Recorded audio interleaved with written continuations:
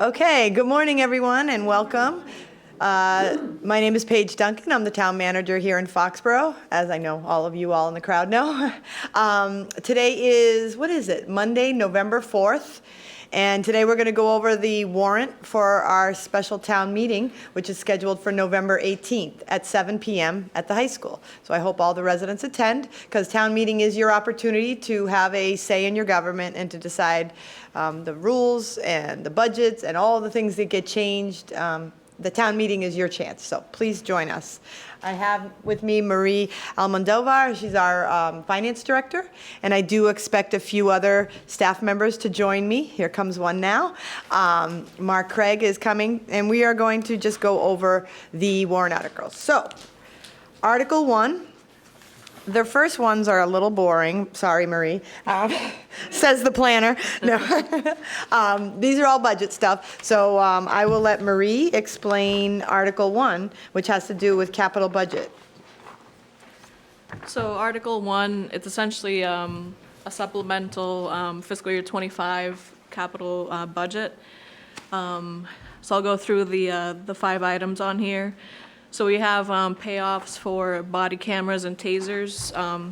So these were 5-year lease to buy programs that we entered into 3 years ago for the tasers and 2 years ago for the body cameras.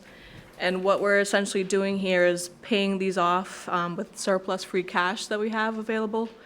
And then these budget costs will be shifted over to the police budget as part of their capital outlay, so just like as we do with the cruisers. And the reason behind that is these items need to be replaced every 5 years. The capital improvement budget technically is for anything that has a useful life of at least 7 years. So that's why you see those 2 items on there. The next one is the SCBA equipment. So this is their breathing equipment. The fire department was able to get a $680,000 grant, and this $50,000 is a matching requirement that we need to pay for. The next item is so it's a new fire engine and ambulance.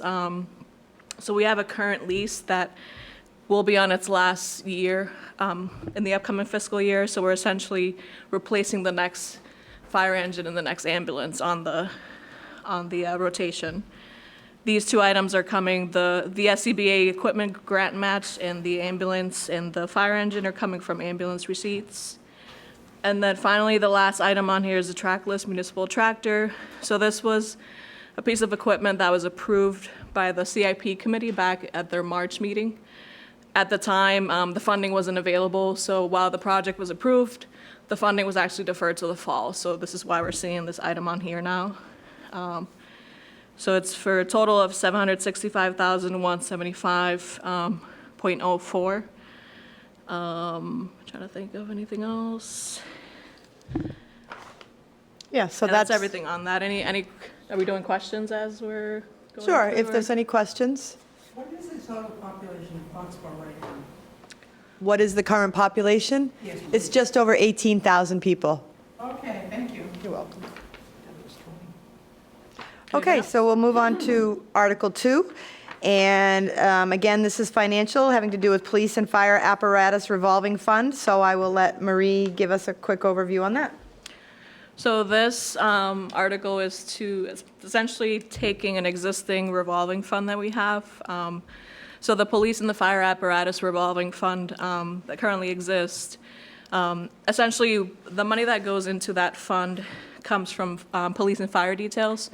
So anytime there's a police and a fire detail that requires the use of a cruiser or a fire apparatus, we're able to charge an additional fee on these details, and that money gets segregated and put into this fund separately. And what happened recently is that both police and fire fees were increased to match the FEMA rates, meaning that they're collecting a lot more money, so the spending limit should be adjusted accordingly. So this article is proposing to increase that spending limit from $200,000 to $400,000.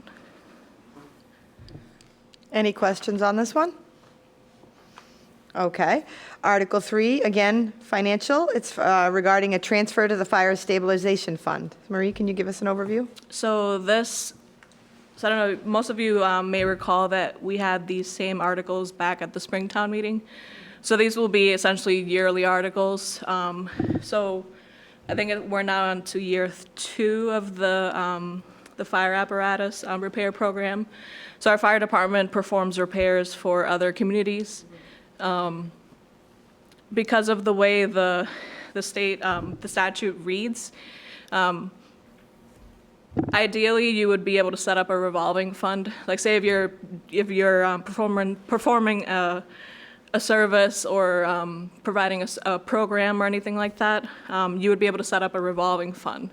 What we found at the time was that you can only set up revolving funds for services that you're only providing for in Foxborough, so for Foxborough residents only. Because the fire department is performing repairs for other communities, the only option we had in this case was to establish a stabilization fund. So every single year you will see this money, so the money that they collect goes to the general fund every year. It closes out to the general fund. So Article 3 here is to transfer money out of the general fund into the fire stabilization fund.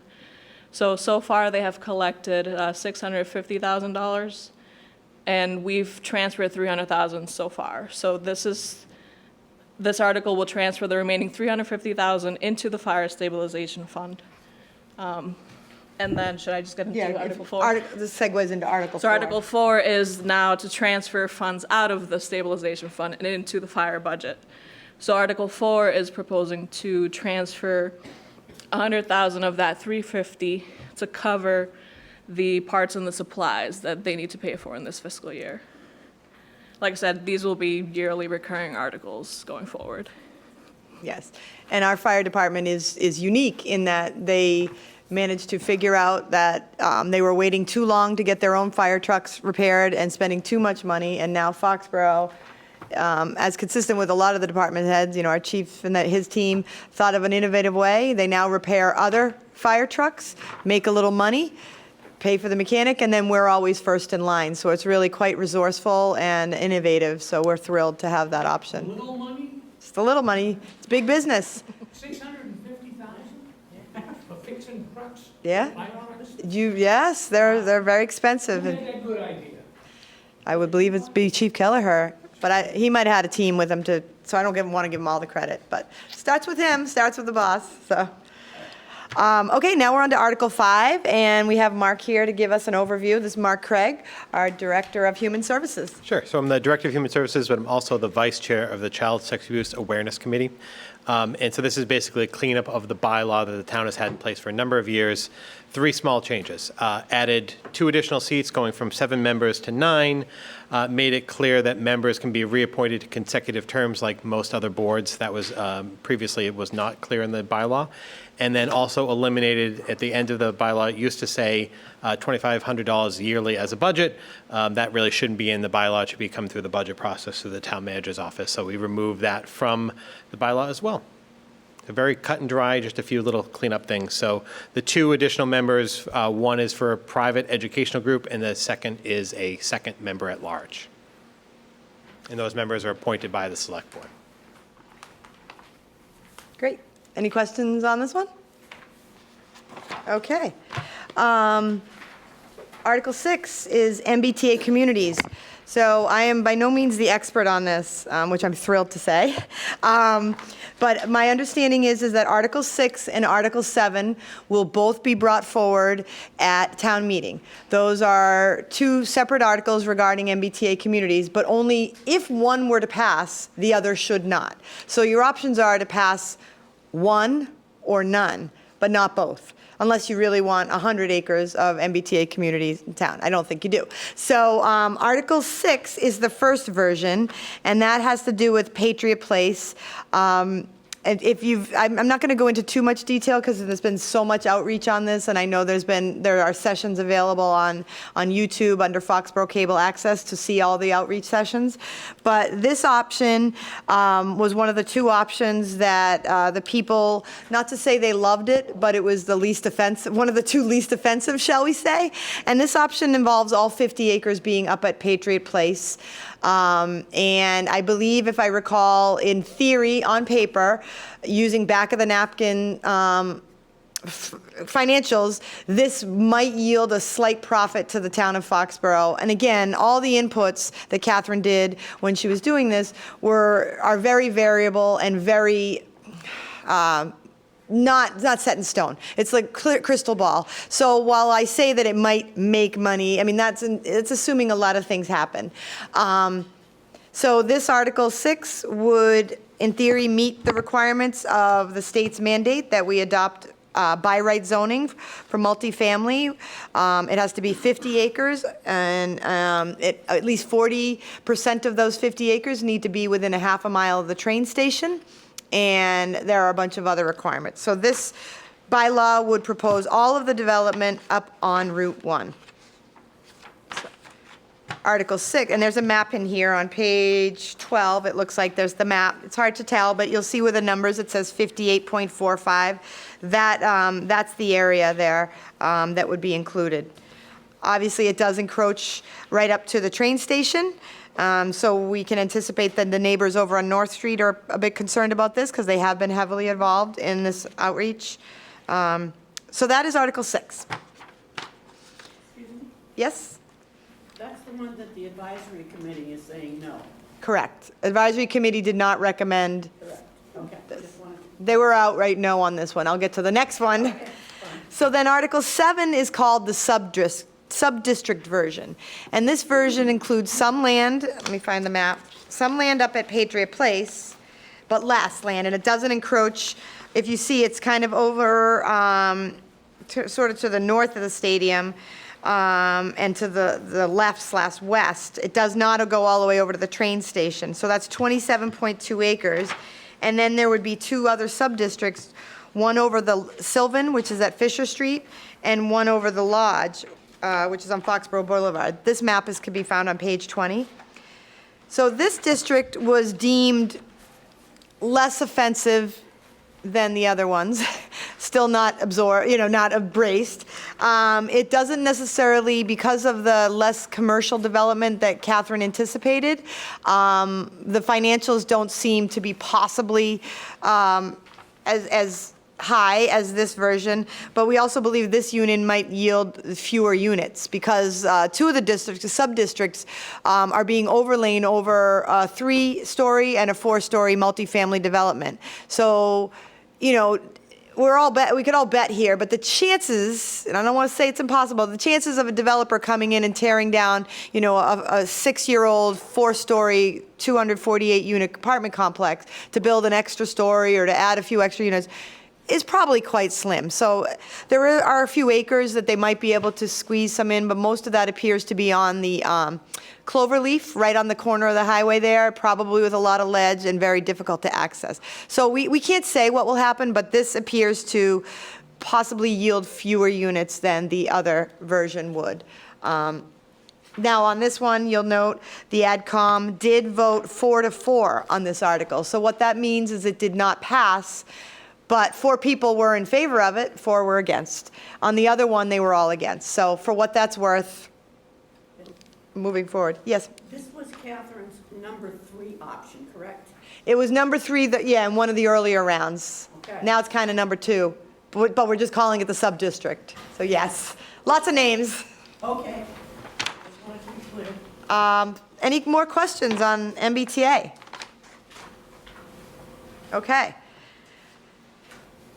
Article 8.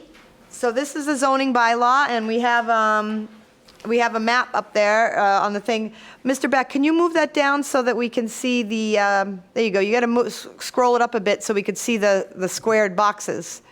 Right now, all we're seeing is the common or the northern area. So what we're proposing here is to rezone the senior center, today's senior center, soon to be the former senior center, and we also had to include 69 Central Street, otherwise it would be considered spot zoning. So basically it would be CVS, then the street that's there, then 69 would be rezoned to, it'd be a general business with an overlay of Foxborough Center overlay. And then the next lot is the Central Street, 75 Central Street, the senior center, and that would also be general business with a Foxborough Center overlay.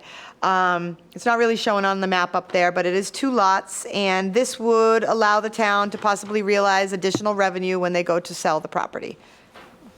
Any questions on this one? No. Okay. Article 9 is accessory dwelling units. Accessory dwelling units is a result of the recent housing bill that passed. Accessory dwelling units are now law in Massachusetts. Towns are not allowed to prohibit or regulate accessory apartments.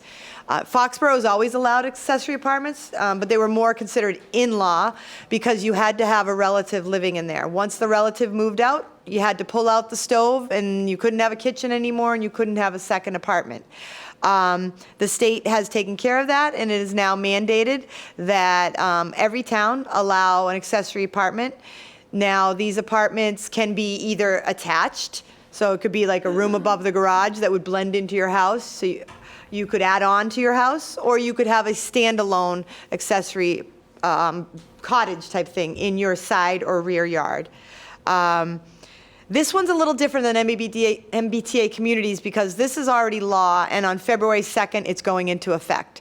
So our bylaw will not stop that. If you came in on February 2nd and applied with the building department for a permit to install an accessory apartment, Scott Shippey, assuming it met all the requirements, because it doesn't supersede zoning, it does like setbacks and whatnot. It doesn't supersede that. It doesn't supersede septic. So if you don't have a septic system that allowed another bedroom, you can't build an accessory apartment. You would need to upgrade your septic system.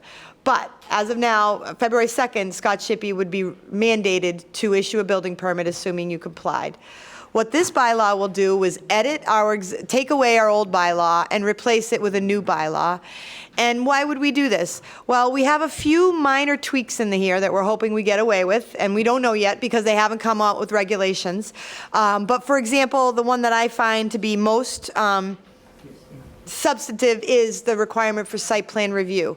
And that's because it will allow the planning board to review these applications before they're built. And for the most part, I don't think it's really, personally, I don't have a problem with accessory apartments, and I don't think they're that big of a deal.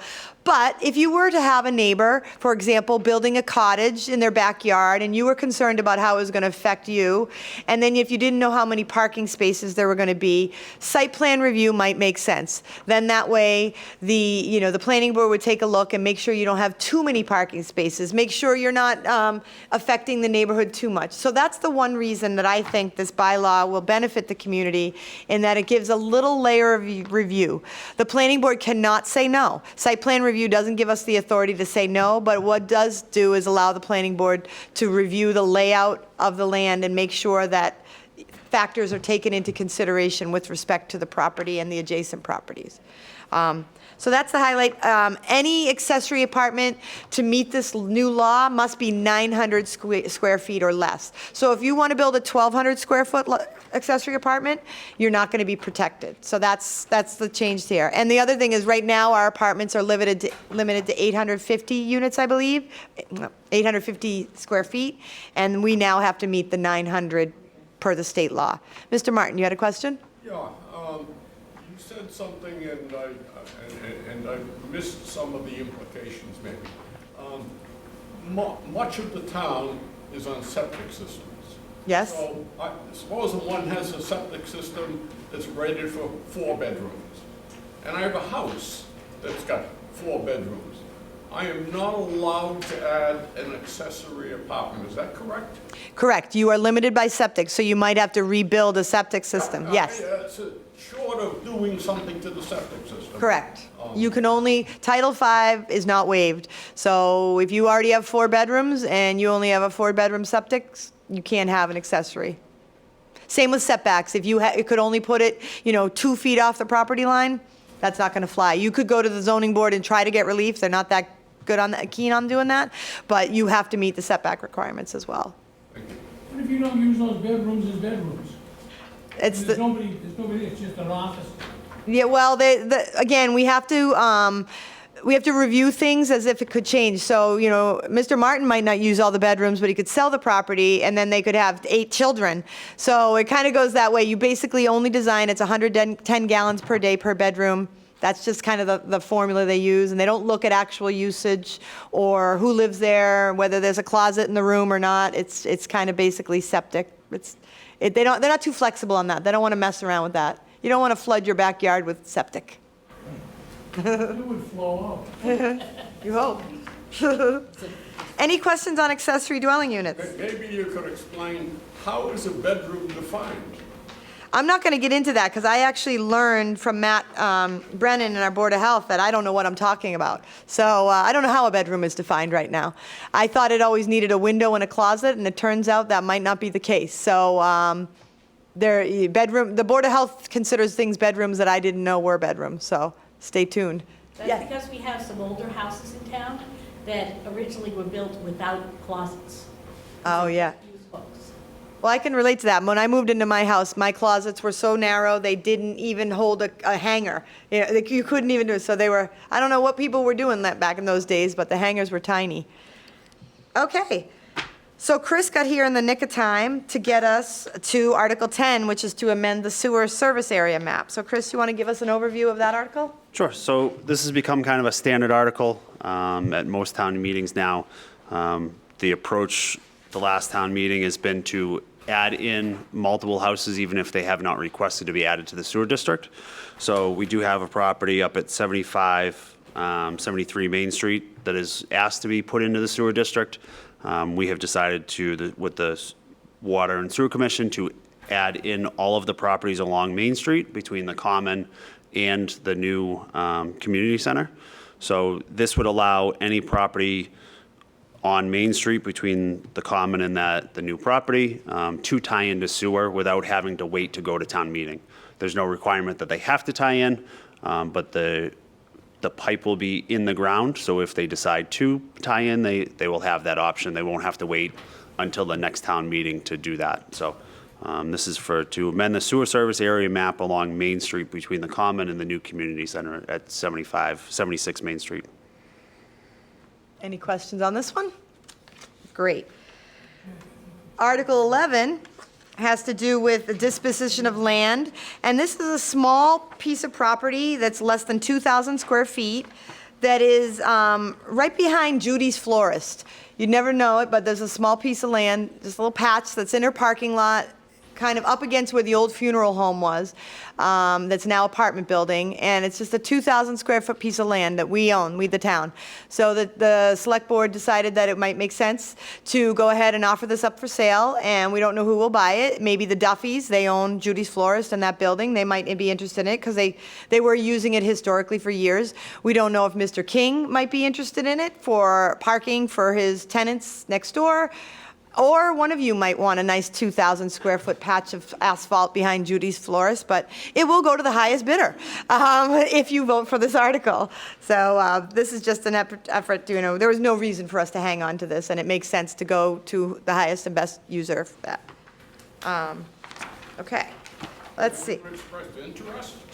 Mr. Duffy did, but this was after the fact. He didn't even know we had it on the article, and he just said, hey, what's going to go on with that piece of land? And I said, come to town meeting. So I think they might be interested, but I'm not sure. Article 12, National Grid easement. Chris, since you came, I might as well let you talk about that one. Sure. So as part of the new DPW expansion project, National Grid has to install a new underground service along with a transformer on the site at 70 Elm Street. So in order for them to do so, they need a permanent easement. So this is voted on by the residents at town meeting to make that a permanent easement between the town and National Grid. So this has to do with the new DPW project, and this is standard protocol for National Grid. Great. Questions?